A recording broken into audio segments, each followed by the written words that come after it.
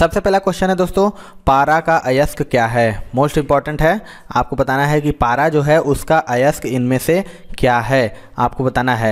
इसका right answer हो जाएगा ऑप्शन नंबर सी यानी कैलोमाइड। बात करें पारा की तो कैलोमल पारा का जो कि एक अयस्क है और यह मर्क्यूरस क्लोराइड होता है। पारे का निष्कर्षण वास्तव में सीने बार नामक अयस्क से होता है। अगला क्वेश्चन देखते हैं दोस्तों, एल्यूमिनियम कास्टिक सोडा में किसकी रचना के कारण विलेय होता है। बताना है कि जो एल्यूमिनियम होता है वो कास्टिक सोडा में किसकी रचना के कारण विलेय होता है। तो राइट आंसर हो जाएगा ऑप्शन नंबर बी यानी सोडियम मेटा एल्यूमिनेट। बता दें कि जो एल्यूमिनियम कास्टिक सोडा में सोडियम मेटा एल्यूमिनेट के कारण विलेय होता है और इस अभिक्रिया में हाइड्रोजन गैस निकलती है। अगला क्वेश्चन देख लेते हैं दोस्तों, तार खींचने योग्य सबसे नमनीय धातु है। आपको बताना है कि जो तार खींचने योग्य सबसे नमनीय धातु कौन सी है। तो राइट आंसर होगा ऑप्शन नंबर ए यानी सोना।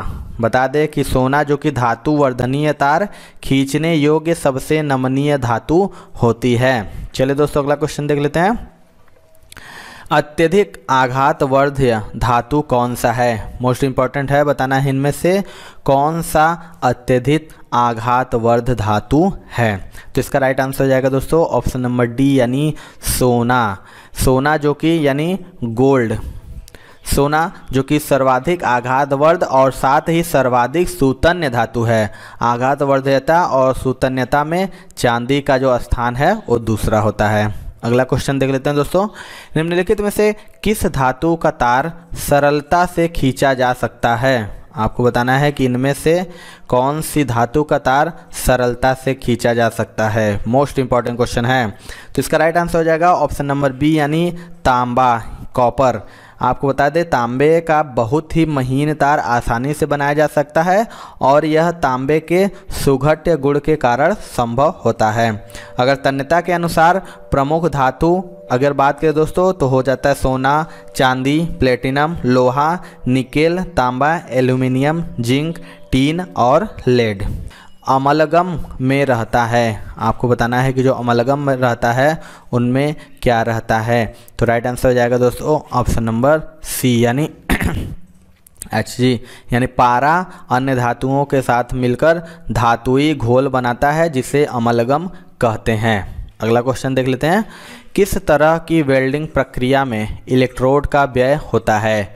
आपको बताना है कि कौन सा वह प्रक्रिया है जिसमें वेल्डिंग प्रक्रिया में इलेक्ट्रोड का व्यय होता है। तो इसका राइट आंसर हो जाएगा ऑप्शन नंबर सी यानी आर्क वेल्डिंग।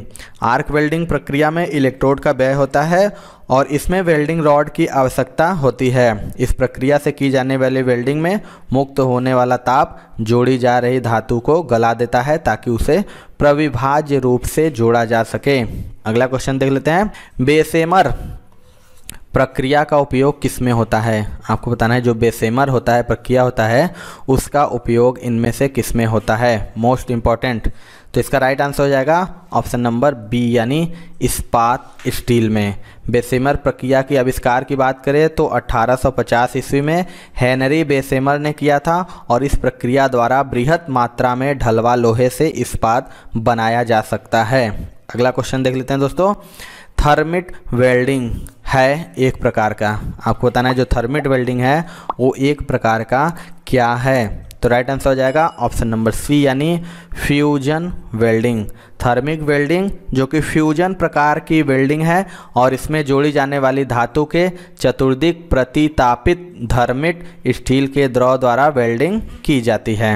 अगला क्वेश्चन देख लेते हैं दोस्तों, निम्नलिखित में से किसे स्ट्रैटेजिक धातु कहते हैं। आपको बताना है कि इनमें से किसे स्ट्रैटेजिक धातु कहते हैं। तो राइट आंसर हो जाएगा ऑप्शन नंबर सी यानी टाइटेनियम।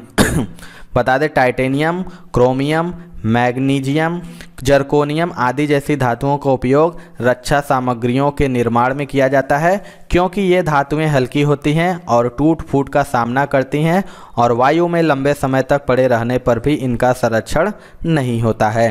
अगला क्वेश्चन देखते हैं दोस्तों, यदि आप SSC and railway examination preparation कर रहे हैं तो अनअकैडमी दोस्तों लेके आ गई है गवर्नमेंट एग्जाम स्कॉलरशिप टेस्ट 2.0। देखिए ये मार्च 26 2022 को होने वाला है जिसमें आपको बहुत सारे अवार्ड भी मिलेंगे, स्कॉलरशिप और एकदम एग्जाम ओरिएंटेड टेस्ट मिलेगा। जैसे एग्जाम में क्वेश्चन पूछे जाते हैं उसी हिसाब के दोस्तों यहाँ पे आपको क्वेश्चन सेट किए गए हैं, आप एग्जामिनेशन को दे सकते हैं। इसकी टाइमिंग देखिए 26 तारीख को है।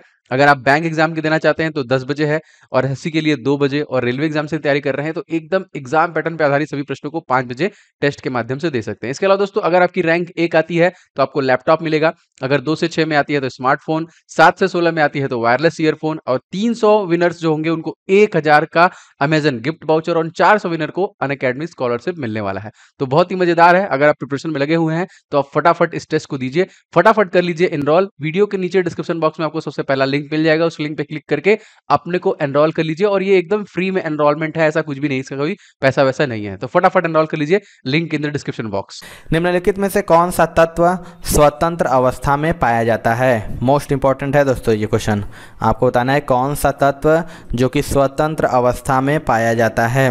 तो इसका राइट आंसर हो जाएगा ऑप्शन नंबर सी यानी सल्फर। बता दें प्रकृति में सल्फर मुक्त और संयुक्त दोनों अवस्थाओं में पाया जाता है। मुक्त अवस्था में सल्फर ज्वालामुखी क्षेत्रों में पाया जाता है और ऐसे क्षेत्रों में इटली एवं जापान प्रमुख है, और शेष पदार्थ बहुत क्रियाशील है, प्रकृति में मुक्त अवस्था में नहीं पाया जाता। यानी ये आयरन, मैग्नीशियम, फास्फोरस ये मुक्त अवस्था में नहीं पाया जाता। अगला क्वेश्चन देख लेते हैं दोस्तों। 80% से अधिक वेल्डिंग क्षमता होती है, आपको बताना है इनमें से 80% से अधिक वेल्डिंग क्षमता किस में होती है? इसका राइट आंसर हो जाएगा ऑप्शन नंबर डी यानी उपर्युक्त में से कोई भी नहीं। आपको बता दें कि प्रतिशत तक दी गई किसी भी वेल्डिंग की क्षमता नहीं होती है। अगला क्वेश्चन देख लेते हैं दोस्तों। स्टेनलेस स्टील निम्नलिखित की मिश्र धातु है। आपको बताना जो स्टेनलेस स्टील होती है वो किसकी मिश्र धातु है? तो राइट आंसर हो जाएगा ऑप्शन नंबर डी यानी लोहा और क्रोमियम की। स्टेनलेस स्टील जो कि लोहा, क्रोमियम और निकेल का मिश्रण होता है, और स्टेनलेस स्टील में जंग नहीं लगती है, और शल्य क्रिया औजार स्टेनलेस स्टील से ही बनाए जाते हैं। अगला क्वेश्चन देख लेते हैं दोस्तों। कांच निम्नलिखित का मिश्रण है। आपको बताना है जो कांच है वो इनमें से किसका मिश्रण है? तो इसका राइट आंसर हो जाएगा दोस्तों ऑप्शन नंबर सी यानी बालू और सिलिकेट। कांच जो कि बालू और कैल्शियम सिलिकेटों का मिश्रण होता है। कांच जो कि विभिन्न क्षारीय धातु के सिलिकेटों का अक्रिस्टलीय मिश्रण भी होता है। चलिए दोस्तों अगला क्वेश्चन देखते हैं। लोहे का शुद्धतम रूप है, बताना है कि लोहे का जो शुद्धतम रूप इनमें से कौन सा है? तो राइट आंसर हो जाएगा दोस्तों ऑप्शन नंबर बी यानी पिटवा लोहा। लोहा का जो शुद्धतम रूप होता है वो पिटवा लोहा है, और पिटवा लोहा में कार्बन की जो मात्रा होती है दोस्तों 0.12 से 0.24% तक, और ढलवा लोहा में सबसे अधिक कार्बन की मात्रा होती है। अगर बात करें दोस्तों इसके उपयोग की पिटवा लोहा की, तो विद्युत चुंबक, तार, जंजीर, जालियां आदि बनाने में किया जाता है। अगला क्वेश्चन देख लेते हैं दोस्तों। किस खनिज अयस्क से लोहा पाया जाता है? बताना है कि इनमें से कौन से खनिज अयस्क है जिसमें लोहा पाया जाता है? तो इसका राइट आंसर हो जाएगा ऑप्शन नंबर बी यानी हेमेटाइट। लोहे का जो निष्कर्षण है वो हेमेटाइट से करते हैं, और यद्यपि पाइराइट भी लोहे का अयस्क है किंतु इसमें लोहे की मात्रा अपेक्षाकृत कम होती है। अगला क्वेश्चन देख लेते हैं दोस्तों। अधिकांश लोहा निम्न में से प्राप्त किया जा सकता है। बताना है कि जो अधिकांश लोहा होता है वो इनमें से किस में प्राप्त किया जा सकता है? तो इसका राइट आंसर हो जाएगा ऑप्शन नंबर ए यानी हेमेटाइट। बता दें लोहे का जो निष्कर्षण मुख्यतः हेमेटाइट से करते हैं। अगला क्वेश्चन देख लेते हैं। हेमेटाइट अयस्क है, बताना है कि जो हेमेटाइट है वो इनमें से किसका अयस्क है? तो इसका राइट आंसर हो जाएगा दोस्तों ऑप्शन नंबर सी यानी Fe का। बता दें कि हेमेटाइट लोहे का एक अयस्क है, और इसका सूत्र जो होता है Fe2O3, और यह भारत में अधिक मात्रा में पाया जाता है, परंतु इससे अच्छा अयस्क मैग्नेटाइट है। अगला क्वेश्चन देख लेते हैं दोस्तों। चुंबकीय पृथक्करण विधि निम्नलिखित में से किस अयस्क के सांद्रण में प्रयुक्त होता है? आपको बताना है जो चुंबकीय पृथक्करण विधि है वो किस अयस्क के सांद्रण में प्रयुक्त होता है? राइट आंसर हो जाएगा ऑप्शन नंबर डी यानी मैग्नेटाइट। चुंबकीय पृथक्करण विधि का प्रयोग मैग्नेटाइट अयस्क के सांद्रण में प्रयुक्त किया जाता है। चलिए दोस्तों अगला क्वेश्चन देखते हैं। इनमें से बेमेल कौन है? आपको बताना है इन चारों में से कौन सबसे अलग है। तो राइट आंसर हो जाएगा ऑप्शन नंबर ए यानी इस्पात, स्टील। जबकि बात करें दोस्तों लोहा, तांबा और एल्यूमिनियम ये धातुएं हैं, जबकि इस्पात जो कि एक मिश्र धातु है जिसमें अधिकतर लोहा उपस्थित होता है, जबकि कार्बन की उपस्थिति 0.2 से 2.1% के मध्य होती है। चलिए दोस्तों अगला क्वेश्चन देखते हैं। निम्नलिखित में से पॉलीमर है, आपको बताना है इनमें से पॉलीमर कौन सा है। तो इसका राइट आंसर हो जाएगा ऑप्शन नंबर सी यानी स्टार्च। बात करें स्टार्च की तो एक पॉलीमर होता है जो मोनोसैकेराइड के कई अणुओं से जुड़ने से बनता है। अगला क्वेश्चन देखते हैं। मानव द्वारा निर्मित प्रथम संश्लिष्ट रेशा था, आपको बताना है इनमें से मानव द्वारा निर्मित प्रथम संश्लिष्ट रेशा कौन सा था। तो राइट आंसर हो जाएगा ऑप्शन नंबर ए यानी नायलॉन। मानव द्वारा संश्लिष्ट किया गया पहला रेशा नायलॉन था और इसका निर्माण सर्वप्रथम वालेस कैरोथर्स द्वारा वर्ष 1939 में किया गया था तथा व्यापारिक स्तर पर इससे वर्ष 1939 में महिलाओं के लिए जुराबें बनाई गई थी। अगला क्वेश्चन देख लेते हैं दोस्तों। सबसे कठोरतम पदार्थ कौन है? मोस्ट इंपॉर्टेंट क्वेश्चन है दोस्तों, वेरी वेरी इंपॉर्टेंट, मैक्सिमम बार पूछता है। आपको बताना है कि जो सबसे कठोरतम पदार्थ कौन है। राइट आंसर हो जाएगा ऑप्शन नंबर ए यानी डायमंड, हीरा, जो कि सबसे कठोरतम पदार्थ है और इसकी कठोरता मोह पर सबसे अधिक 10 होती है। चलिए दोस्तों अगला क्वेश्चन देखते हैं। हीरा का रासायनिक गुण प्रभावित होता है, आपको बताना है कि जो हीरा का रासायनिक गुण होता है वो इनमें से किस में प्रभावित होता है। तो इसका राइट आंसर हो जाएगा दोस्तों ऑप्शन नंबर सी यानी रंगहीन।